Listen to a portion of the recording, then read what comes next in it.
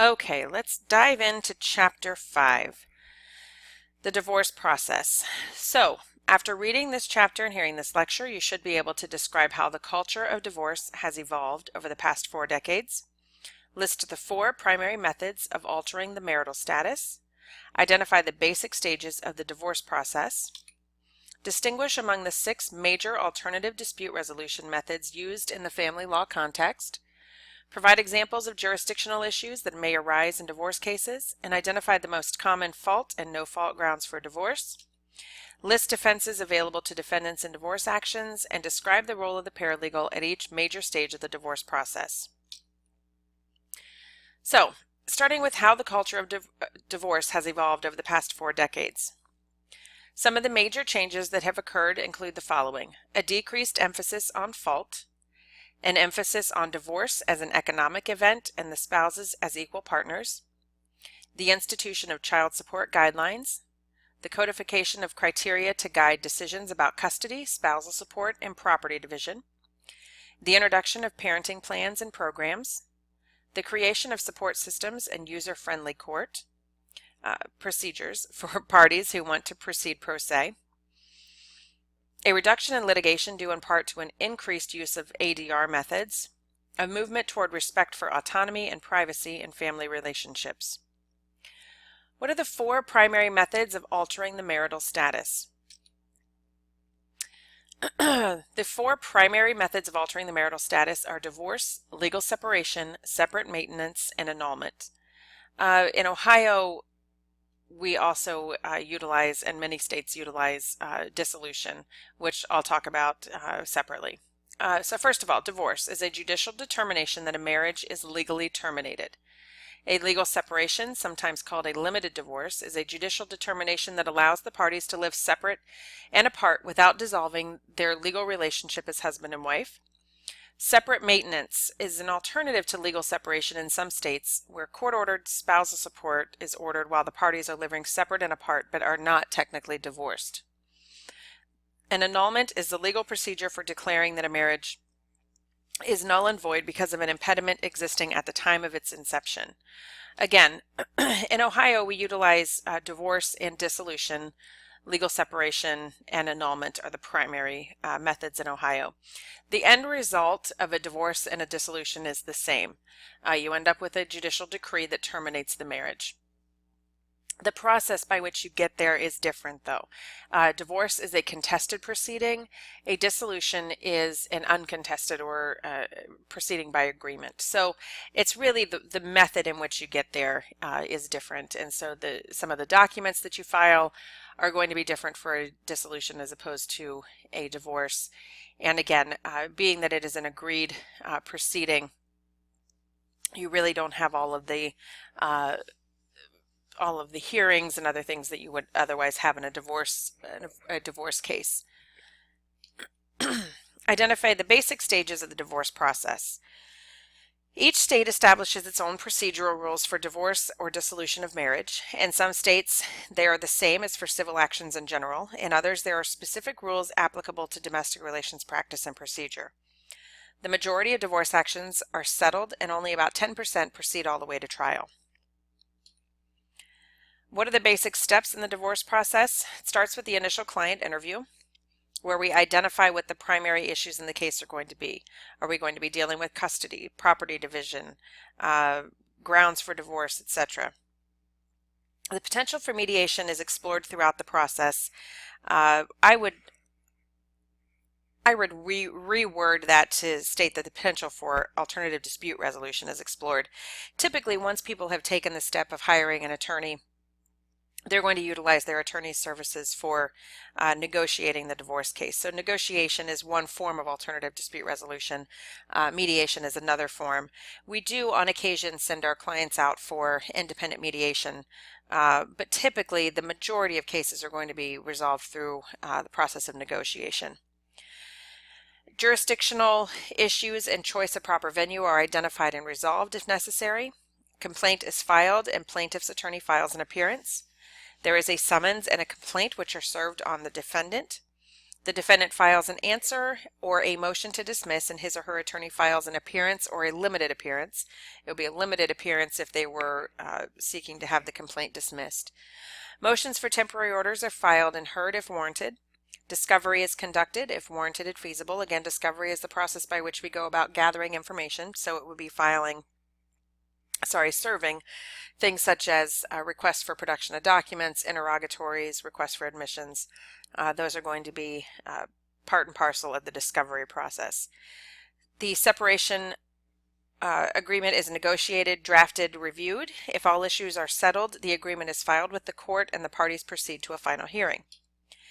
If the case is not settled through negotiation, the parties will prepare for and attend a pretrial conference. At these pretrial conferences, the court typically wants to know what the remaining unresolved issues are, whether there's anything that the court can do to assist the parties in resolving the issues, and if it looks as though the case is going to proceed to trial, then the court will typically wants to set the trial date, any deadlines for any further discovery or depositions or anything else that needs to take place in the case. The court likes to wrap up as many loose ends as it can at that pretrial conference. Once the pretrial conference is finalized, the parties will then prepare for trial. If the case still remains unresolved, they will go to trial on contested issues, and then the court will make a decision and issue its judgment entry or decree. Following the judgment entry or decree, any follow-up matters have to be completed, such as production of what are called QDROs, or Qualified Domestic Relations Orders, and transfers of assets as ordered by the court has to take place. Post-trial motions or appeal would be filed following the judgment or decree if either party wants to appeal the judgment of the court. Enforcement of the judgment is pursued by contempt actions, other post-decree motions if one party is not living up to the terms of the agreement or abiding by the order of the court. And modifications of judgments are sought if necessary based on substantial change in circumstances. These are typically going to be modifications of parental rights and responsibilities. Although sometimes in very limited circumstances it may be an issue relative to spousal support, something of that nature. Distinguish among the 6 major alternative dispute resolution methods used in the family law context. One is direct negotiation between the parties initially without the assistance of counsel. So the parties are going to talk. This is when the parties sit down, come to terms with the fact that the marriage is going to end, and discuss how they want to proceed with terminating the marriage, upon what terms, who's going to get what property, what are the custodial arrangements going to be, etc. That's direct negotiation between the parties. Mediation is an approach to resolving differences in which a neutral third person helps the parties identify their differences, consider their options, and structure a mutually acceptable agreement if possible. There's also collaborative law, which is an approach to reaching agreements that stresses cooperation, joint problem solving, and the avoidance of litigation. Typically, this collaborative law is going to be with plaintiff's counsel and defendant's counsel working together with an eye towards settlement as opposed to litigation. Just backing up really quickly, with collaborative law, it's a tricky area. Attorneys have an obligation and a ethical duty to represent the interests of their clients. And so sometimes when we think about the idea of collaborative law, that really bumps up against our notions of sort of unrestricted advocacy on behalf of our client. If we're focused on settling the case as opposed to prepping to litigate the case, then are we selling our client short? Are we focused more on what we can give up in order to reach a resolution? So collaborative law is becoming more favored, more utilized, I should say, but it's still not a favored method because typically the attorneys want to be focused on getting ready for trial if they need to, and really advocating for their client as opposed to advocating for a settlement. We would leave it up to the mediators if we were not able to negotiate the case with opposing counsel. We would leave it up to an independent mediator, most likely, to help the parties try to resolve their agreement or any disputes and arrive at any agreement if that was the chosen course. But typically, some of the most of the local firms in particular do not favor collaborative law just for that very reason. I mean, you enter into a process by which you are, by definition, not prepping for trial, but focused strictly on trying to get the case settled. Negotiation through counsel is the traditional and most common method. This approach usually involves considerable give and take and a series of compromises. Neutral case evaluation, a process in which a third person, usually an experienced trial attorney or judge, listens to the parties' positions and offers an opinion about settlement potential and the likely outcome if the matter proceeds to trial. There's also arbitration, a process in which one or more neutral third persons who are trained arbitrators hear arguments, review evidence, and render a decision with respect to the issues selected for arbitration. The parties may choose to have the decision be binding or non-binding. Provide examples of jurisdictional issues that may arise in a divorce case. So subject matter jurisdiction is the authority of the court to hear and decide that particular type of case. So you have to make sure you're in the right court, the court that can hear cases relevant to divorce, custody, property division, etc. That's typically going to be your domestic relations court. Sometimes in smaller counties they'll have just a common pleas court that has the authority to hear those cases, but typically it will be a specific branch of the common pleas court, that being the domestic relations court. You have to make sure that the court has personal jurisdiction, has the authority to issue and enforce orders binding on a particular individual or on individuals. And rem jurisdiction is the authority a court has over a thing rather than over a person. A thing may be an item, a piece of property, or in some states the marital status. And rem jurisdiction is usually utilized if the parties own property, for example, in a neighboring county and want to have the case, one party for some reason wants to have the case heard in the county where the marital property is located as opposed to where their primary residence is.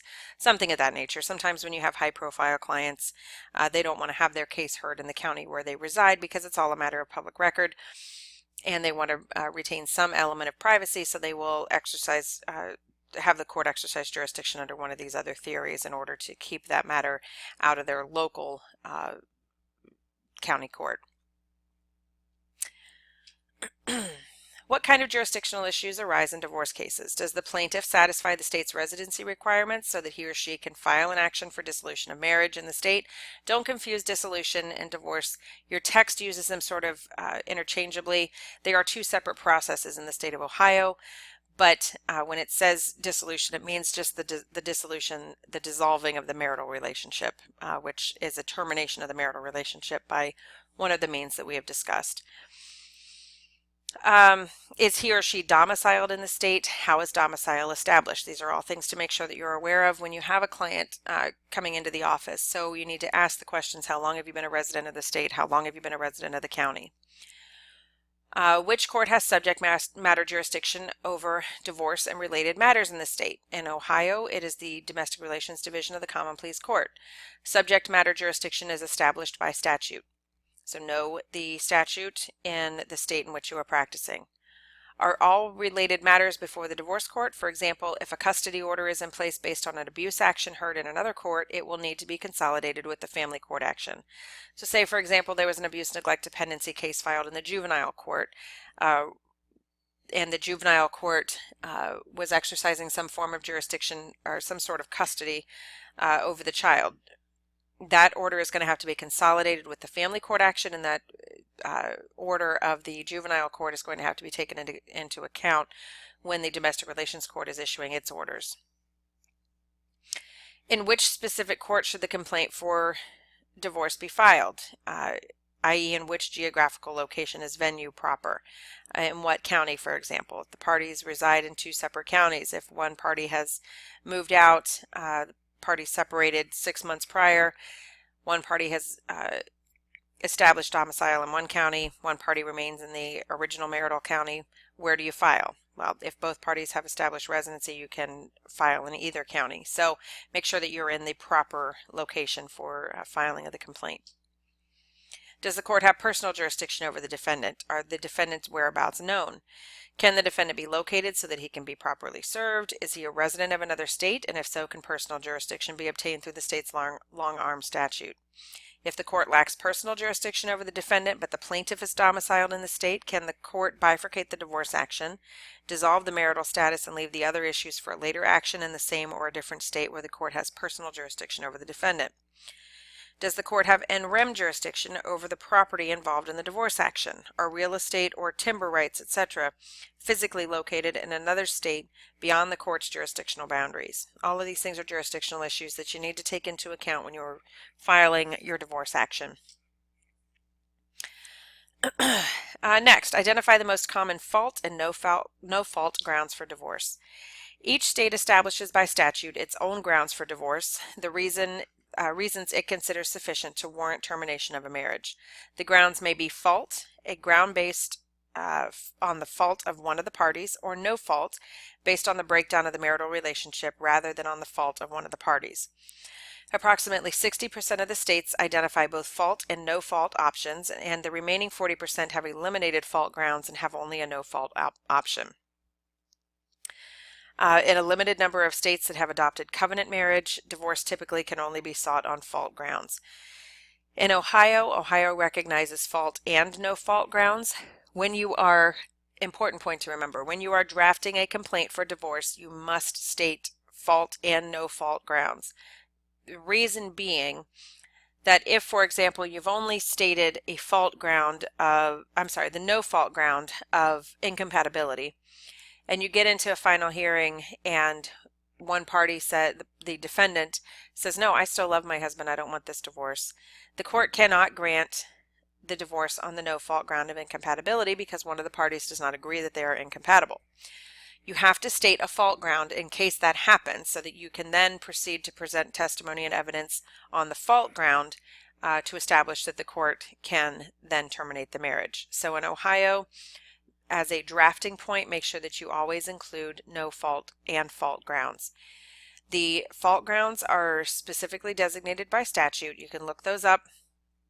What is stated in most divorce complaints in the state are the fault grounds of abuse, gross neglect of duty, and oh my gosh, it just slipped my mind. Gross neglect of duty and extreme cruelty. There it is. Those are the two fault grounds that we typically list in the state of Ohio. Incompatibility is the no fault ground that we typically utilize. As there has been the trend away from fault, assigning fault and having fault play any bearing in property allocation, typically most divorces are going to go through on the grounds of incompatibility. Some, however, for whatever reason, the parties, one party wants to remain married to someone who doesn't want to be married to them, and in those circumstances, you have to be able to provide evidence of the fault ground in order to get the marriage terminated. Irreconcilable differences, irretrievable breakdown. The essence of this ground is that the marriage has irreparably broken down due to serious differences between the parties, inability to communicate, serious disagreements over finances, values, divergent interests, and incompatible lifestyles. Living separate and apart. This no-fault ground is based on the fact that due to a breakdown of the marriage, the parties have lived apart from each other for a requisite period of time, usually from 1 to 3 years. In Ohio, it is 1 year. The precise requirement to satisfy each of these grounds varies by state. Adultery, commonly defined as voluntary sexual intercourse between a married person and a person other than his or her spouse, another one of the common fault grounds. Desertion or abandonment. The plaintiff must show that the defendant deliberately and without consent left the marital relationship with no intention to return, and that the absence has continued for a specified continuous period of time, customarily a year or more. The abandonment may be constructive. The defendant's conduct was so abusive or intolerable that the plaintiff was forced to move out or into a separate area of the marital home. Cruelty. Cruel and abusive treatment, conduct that is so physically or mentally damaging that it endangers the spouse's health, safety, or reason, usually involves a course of conduct rather than a single incident. Habitual drunkenness or drug abuse, usually onset must be post-marriage and the abuse must continue for a requisite period of time. Criminal conviction and incarceration may require that the conviction be for a certain type of crime and or that the sentence be of at least a certain length. Again, the precise requirements to satisfy each of these grounds varies by state. Defenses available to defendants in divorce actions. Defenses tend to fall into two primary categories: technical or procedural defenses and traditional defenses, some of which have been eliminated in several states. Examples of technical procedural defenses include a lack of subject matter jurisdiction, lack of personal jurisdiction, lack of proper venue, forum nonconvenience, lack of proper service, failure of the complaint to state a claim on which relief can be based, the matter is res judicata, the marriage is invalid. Your book discusses these in a bit more detail, but these are some of the more common defenses to a divorce action. Condonation. The matrimonial offense was forgiven by the plaintiff. Provocation. The plaintiff provoked the conduct alleged in the complaint and therefore should be denied relief.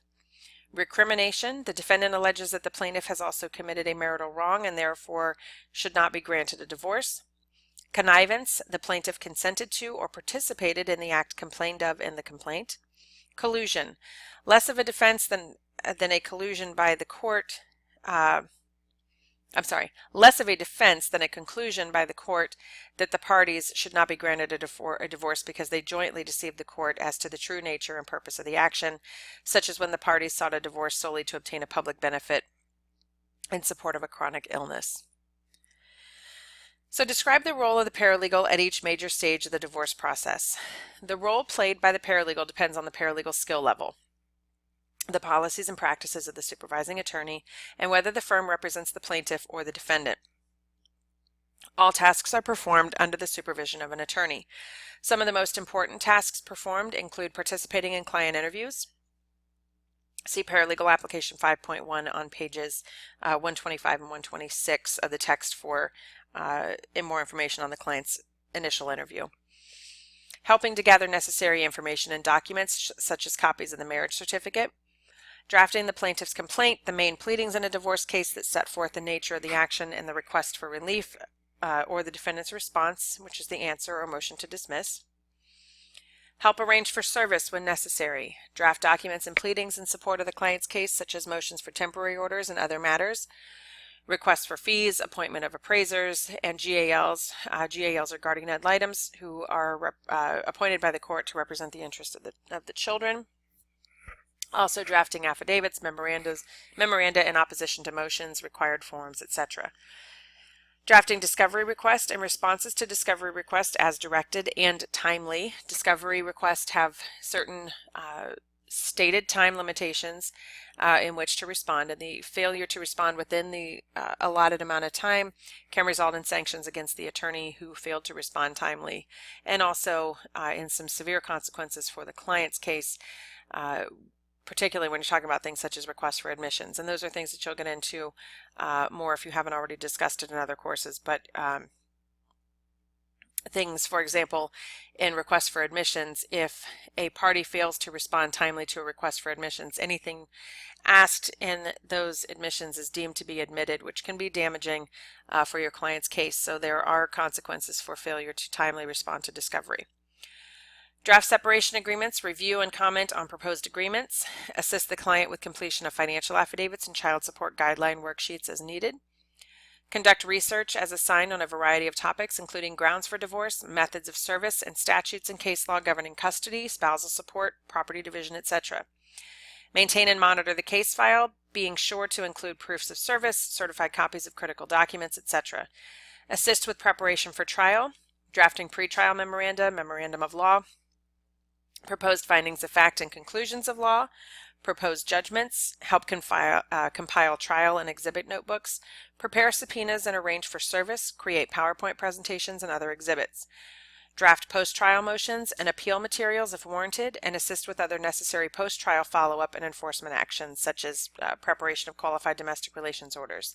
Those qualified domestic relations orders are sometimes common areas where law firms can slip up in not following through as needed on cases.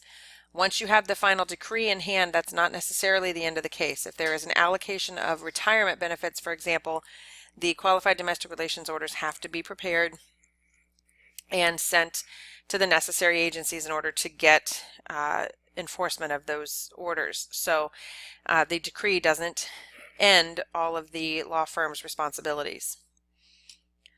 So, Chapter 5, there's a lot of material in there, so go back and review it, but that's the very basic outline of the divorce process. Every case follows its own course, but very generally speaking, this is a good overview of the divorce process. If you have any questions, feel free to leave a note in the discussion board or email me, and watch for subsequent videos. Bye-bye.